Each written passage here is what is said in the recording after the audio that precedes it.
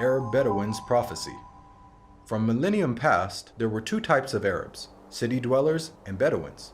Bedouins are nomads. They travel through the vast deserts and are constantly on the move. Even during the golden age of Islam, when Arabs were the richest and most learned people on earth, Bedouins remained in virtually the same state that they had been for thousands of years. Poor, uneducated, and cut off from the rest of the world. Yet Muhammad, peace be upon him, foretold that these Arab Bedouins of his region would one day compete with one another in the construction of tall buildings. "Now tell me of the last hour," asked the man. The Prophet replied, "That you see the barefoot, unclothed Bedouins competing in the construction of tall buildings." Today we find in the Arabian Peninsula, the Bedouins who used to be impoverished herders of camels and sheep are now not only competing with one another, but also the entire world to construct the world's tallest buildings. How did one of the poorest people on earth, who literally wore rags, become the wealthiest nations on earth? One thing that made this rapid change possible was the discovery of oil. The seemingly empty deserts of the Bedouins had it in abundance. They went from camels to Cadillacs in a single generation. The construction of tall buildings among the Arab Bedouins has even reached Mecca, Muhammad's city of birth. The last few decades have seen a massive surge in building construction in Mecca. The famous Mecca Clock Tower is currently the third tallest building in the world. In order for such construction to be possible, many of Mecca's ancient mountains had to be demolished in order to make room for the tall buildings that had sprung up. Amazingly, this is also something that Muhammad had foretold. He said, "The hour will not be established until the mountains are moved from their places." This tremendous feat of demolishing entire mountains has only been made possible in the 20th century with the advent of technology such as explosives. It's important to point out that Muhammad himself was a simple man and wanted other Muslims to maintain that simplicity. He did not like Muslims to be extravagant. So, if he wanted to will this prophecy to become true, he would have to encourage the Arabs to build tall buildings, yet he never did. Spread of sexual immorality and disease. Muhammad, peace be upon him, revealed that the Day of Judgment would not take place until sexual immorality had become so prevalent and normalized that it would begin to be carried out even in public places. He said, "The hour will not be established until people fornicate with each other in the road, just as donkeys fornicate." Today we live in a world where we are being constantly bombarded with explicit sexual imagery, be it in TV, film, or advertising. And with the advent of the internet, pornography has now become readily available at any time and any place. In fact, we are finding more and more stories in the news of people being arrested for having sex in public. And an interesting side note is that the Prophet Muhammad, peace be upon him, described what will be the consequences of such widespread sexual immorality. He said, "Never does sexual perversion become widespread and publicly known in certain people without them being overtaken by disease that never happened to their ancestors who came before them."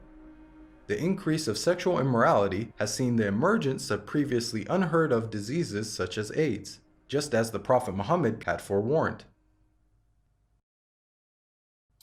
A world steeped in interest.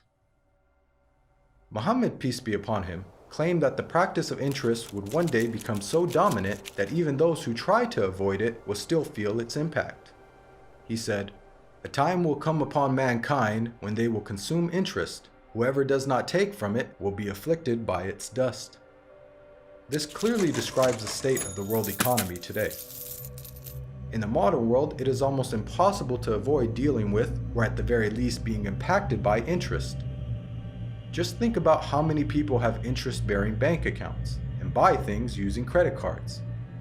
Even if one somehow manages to avoid dealing in interest directly, almost every aspect of our lives is impacted by it. Central banks influence the purchasing power of our money, and virtually every country in the world, even those considered to be wealthy, are drowning in interest-based debt. The financial system even suffered a global collapse in 2008. A disaster which had plunged the world into economic turmoil, the consequences of which will be felt for generations to come. What makes this prediction amazing is that the financial state of the world over the last century is unique in history. At the time of Muhammad, Finance was based on commodities with intrinsic value, such as gold and silver coins. Gold and silver have been used as the most common form of currency throughout history. The use of paper money with no intrinsic value, along with the massive debt and interest that it has resulted in, is a phenomenon of modern finance, and not something that could have been easily guessed by Muhammad over 1400 years ago.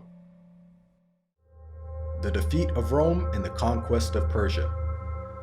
During the Battle of the Trench, where Muhammad, peace be upon him, and his followers were under siege by their enemies, being outnumbered 3-1 and staring in the face of certain defeat, the Prophet made some bold predictions. He said, "God is most great. I have been given the keys of Syria. By God, I can see its red palaces at the moment. God is most great. I have been given Persia. God is most great. I have been given the keys of Yemen." At that moment, Muhammad had made the astonishing claim that the Muslims would not only take the lands of Yemen and Syria, much of which was under the occupation of the Roman Empire, but that they would also defeat the mighty Persian Empire. Historically, Muhammad's companions saw this prophecy fulfilled before their very eyes, as they went on to defeat the Romans and conquer Persia. What are the odds that the Muslims, who lacked economic and military strength, could topple the superpowers of the world in such a short span of time? The astonishing way that the Muslims defeated the superpowers captured the world by surprise. As historian Barnaby Rogerson explains, you have to remember that the two great superpowers were the Byzantine Empire, i.e. the Eastern Roman Empire, and Sassanid Persia. They were the dominant superpowers. If you're putting it in a modern parlance, it's a bit like the Eskimos taking on the United States of America and Russia. No rational person would have ever conceived of such a possibility. This sentiment is echoed by historians who cannot explain how Islam became such a dominant force so quickly. Professor of Byzantine Studies, Andrew Louth, wrote, "The speed with which the eastern provinces of the Byzantine Empire succumbed to the Arabs remains to be explained by historians." Prevalence of writing. Many of us take for granted the ability to read and write, and the abundance of books that are available in the modern age. However, for the people of the past, illiteracy was the norm, and books were very scarce. Muhammad, peace be upon him, was born into a society in which very few people could read or write. It is estimated that the number of people who were literate in his locality of Western Saudi Arabia did not exceed 17. Muhammad himself could not read or write. Against this backdrop, the Prophet Muhammad made the prediction that writing will one day become widespread among mankind. He said, "Ahead of the hour, the pen will prevail." The Arabic word used for pen here is qalam, which also carries the wider meaning of writing. This perfectly describes our world today, in which it is the norm for people to read and write, and there is an abundance of books, newspapers, and magazines. This has only been made possible thanks to 15th century technological advances, such as printing that took place over 800 years after Muhammad's prophecy. And with the advent of the internet, writing is spreading even more. Anybody with a computer or smartphone now has access to millions of books with just the click of a finger. It's quite powerful that Muhammad, who could neither read nor write, prophesied the spread of reading and writing. The greening of Arabia's deserts. The Prophet Muhammad, peace be upon him, made a bold prediction about the future state of Arabia. He said, "The hour will not begin until the land of the Arabs once again become meadows and rivers." This narration anticipated the greening of Arabia's extensive dry desert environment. As recently as 1986, there was little to no farming in the region. However, over the last 30 years, these deserts have been transformed to grow grains, fruits, and vegetables, thanks to techniques such as center pivot irrigation. This is a process that pumps water to the surface from deep underground reserves, some of which date back to the last ice age 20,000 years ago. Now put yourself in the position of a person living in 7th century Arabia. This region hosts some of the most extensive sand and gravel deserts in the world, with very little rainfall. Could anyone inhabiting such a harsh environment ever rationally conceive of the possibility that one day there would be a plentiful supply of water and abundant crops?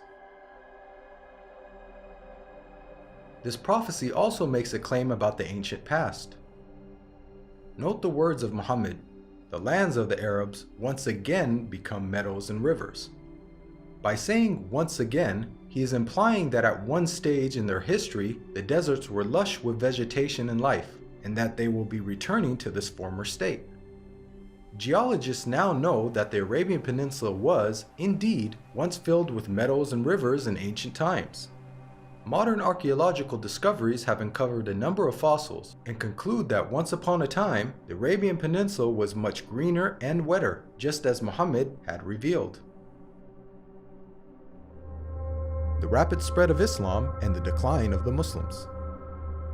Muhammad, peace be upon him, predicted that the Islamic civilization would reach both east and west. He said, "God folded the earth for me, and I saw its east and west, and the dominion of my nation will reach as far as the earth was folded for me."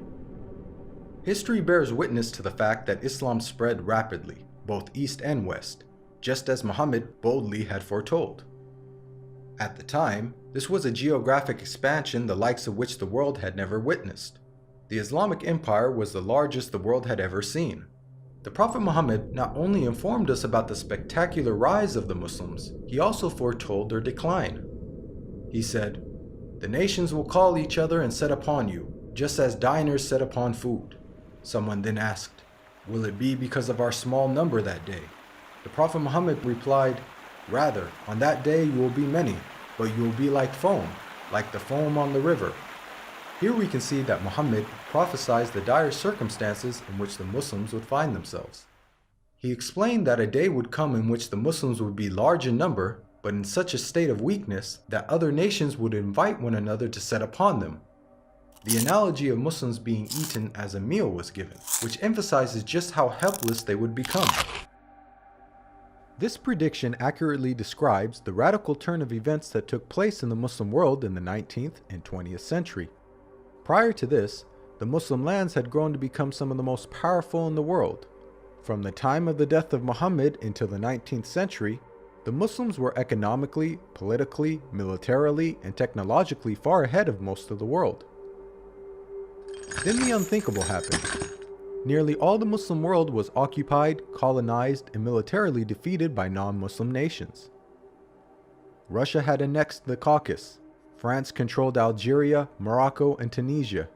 Great Britain occupied Egypt, Syria, Iraq, Palestine, and India.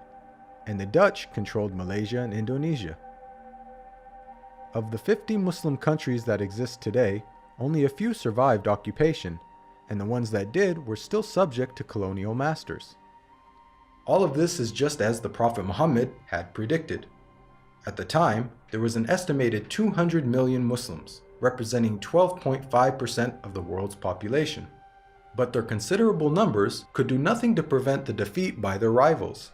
They were weak like the foam on a river. Again, just as Muhammad had foretold. If we reflect on this prediction, it is quite counterintuitive. If this prediction was guesswork, then it would have made more sense to state that the Muslims would be diminished in number, and that would be the cause of their weakness. Yet Muhammad predicted the exact opposite. A paradoxical situation of the Muslims being vast in number but very weak. And it came true. Historically speaking, when religions lose their influence on the world stage in such a way, it is usually followed by a stagnation or decline in the number of their followers. Yet Muhammad foretold the exact opposite with regards to the religion of Islam. He said that it would continue to grow in terms of the number of followers, to the extent that it would eventually enter every household. He said, "This matter will certainly reach every place touched by night and day. God will not leave a house or residence, except that God will cause this religion to enter it." Today we are witnessing this prophecy unfold before our very eyes. Islam is currently the fastest growing religion in the world, with nearly 1 in 4 people on earth being a Muslim, and is forecasted to be the world's largest religion by the year 2070. This is despite Islam being constantly attacked by the media, the colonization of Muslim lands, and the many wars that have been waged in the Muslim world.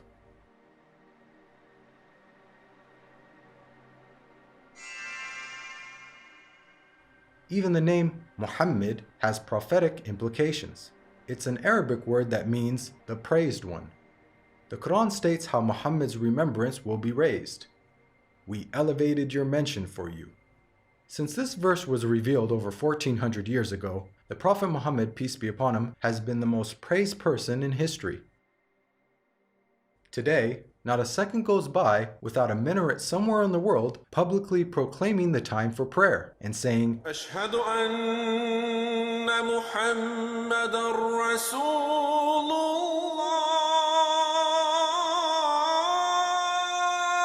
I bear witness that Muhammad is the messenger of God. أشهد أن محمدًا رسول الله.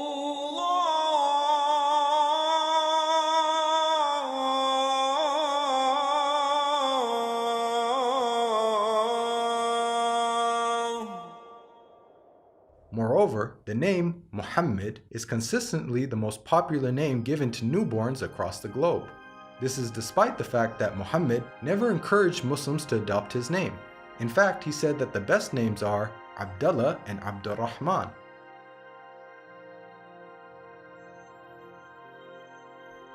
Now, we've analyzed a number of the Prophet Muhammad's prophecies, which were made over 1400 years ago, and have seen how he has accurately foretold many things. Purely from the standpoint of basic probability, for someone to accurately guess about such future events, which spanned across multiple nations in different time periods, many of which were outside the sphere of Muslim influence, to give so many predictions without making a single mistake is utterly impossible. Today, millions of people believe in false prophets and follow false systems for guidance in life. As human beings, we're willing to follow false prophets, man-made systems, and baseless superstitions, but why don't we accept the real guidance when it comes from God? God empowered the Prophet Muhammad with accurate prophecies as a way for us to distinguish the true prophets from the false. Truth has now arrived, and falsehood perished, for falsehood is, by its nature, bound to perish. This video is based on the book, The Forbidden Prophecies. To learn more about the evidences for Muhammad's prophethood, please download your free copy of the book at the link below.